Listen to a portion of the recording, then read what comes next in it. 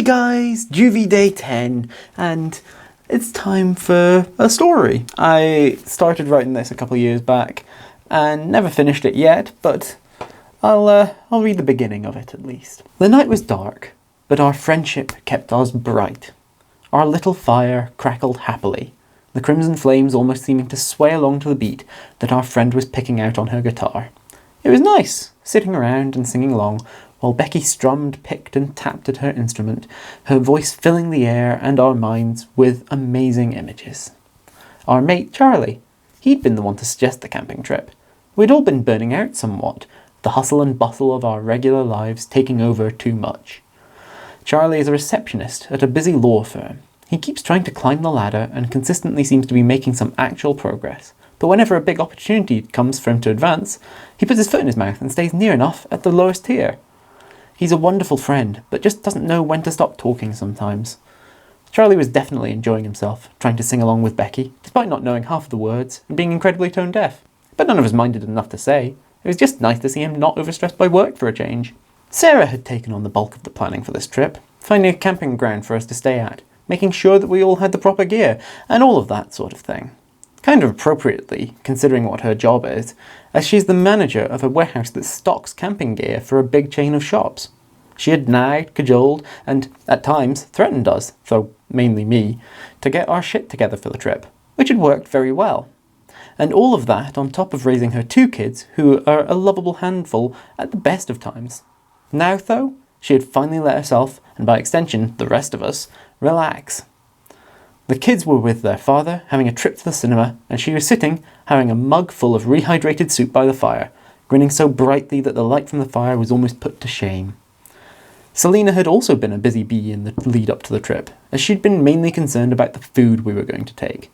By day, Selena seems to just be a lady of leisure, able to flit about doing whatever she cares to do. However, when you get to know her, you find out that she is one of the most motivated workers that you will ever meet. What does she do? She manages a nightclub, and not just any nightclub, but the biggest, most swanky club in town, Cosmosis.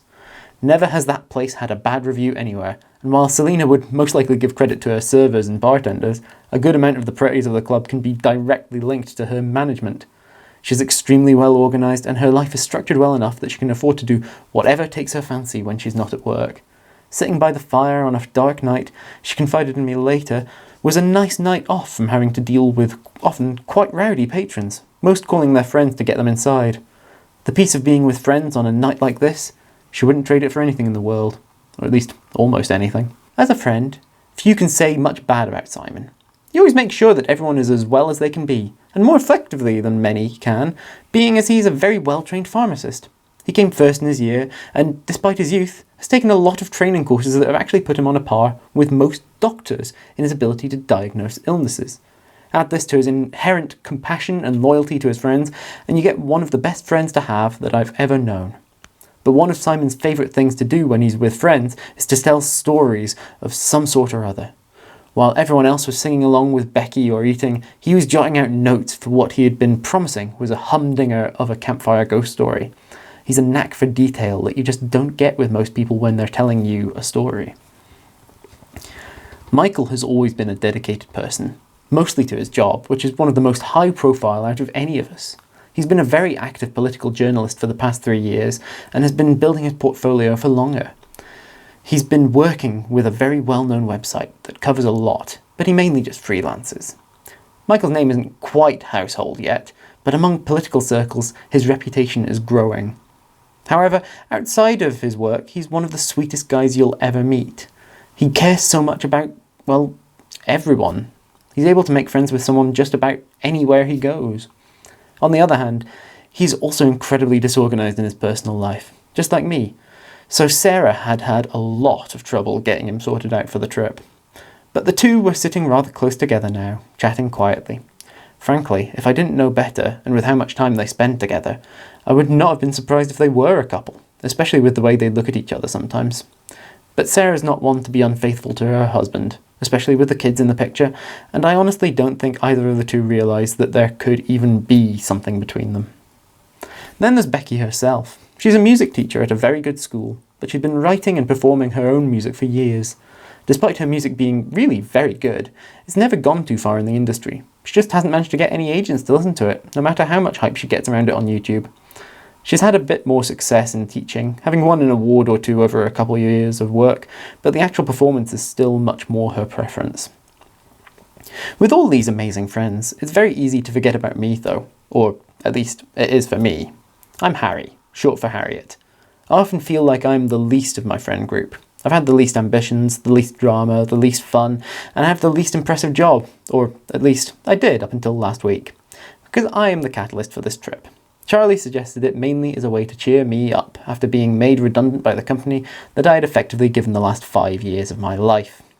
I was just working in an office, doing paperwork and filing, and now I'm out on my ass. It's not like I particularly liked that job, but it was a way of earning money to pay my bills, if nothing else. Over the last week, I'd been considering ways of getting a new job, or if I should even be looking for another. The problem is that I just don't know what I want to do in general. Not just about employment. And that's actually all I've got so far for this story. I do intend to go back to it, but like so many other pieces of writing that I've started, it's been a while. I will get to it at some point, but for now it will stay in my notes. Let me know in the comments down below what you thought of this story. I would love to know what you think, so let me know down there. I hope that you enjoyed this video and that you remember to like and share it and subscribe to my channel. Click on the thumbnails down below to see other videos by me, and I will see you guys tomorrow for the next day of JuV. Bye!